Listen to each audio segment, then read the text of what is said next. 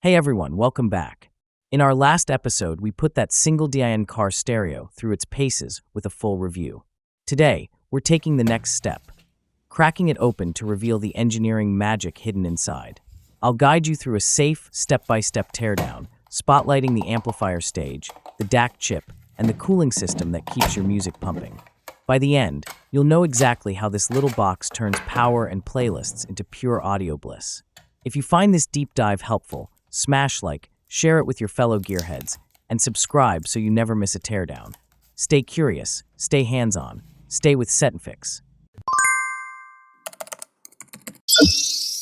Before we dive in, locate every screw holding the casing together. That step alone can save the fragile flex cables inside. Alright, start with the 4 screws on the front panel. Right here, here, and the 2 on the opposite side. Take your time. A stripped head now means trouble later. With the screws out, gently pry the front panel loose. Remember, a thin ribbon cable is still tethering it to the main board, so don't yank. Next, disconnect those flex cables. If you're new to teardowns, snap a quick photo first. Future you will thank present you when it's time to reassemble. Front panel off, cables labeled or photographed, and we're ready to explore the guts of this stereo. Double-check that every ribbon and wire leading to the front panel is fully disconnected. With nothing tethered, set the panel safely aside. Now let's tackle the top frame. You'll find several screws anchoring it to the front chassis. Remove each one methodically, keeping them in a labeled tray. With the screws out, the frame should slide forward and lift off just like this. Take it slow to avoid bending any guide rails.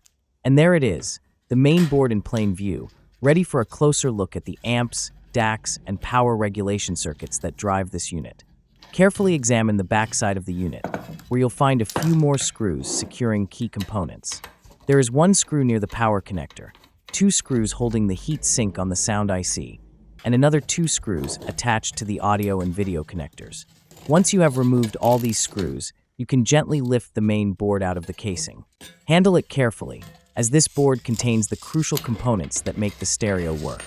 The main board is surprisingly compact, only about half the footprint of a typical Android head unit. Front and center sits the audio power IC, labeled YD7388. Don't let the code throw you. Its pinout matches the familiar TDA series amps, so repairs or upgrades follow the same playbook. All the action connectors, codec chips, even the video processors, lives on this single double-layer PCB. Flip it over and you'll find a blank copper plane. Every component is mounted on just one side to streamline assembly. And see that serpentine trace near the corner? That's the Bluetooth antenna coil, etched directly onto the board. No external whip required. And that wraps up our deep dive teardown. From the YD7388 audio amp to the onboard Bluetooth antenna, we've uncovered every secret packed into this compact stereo.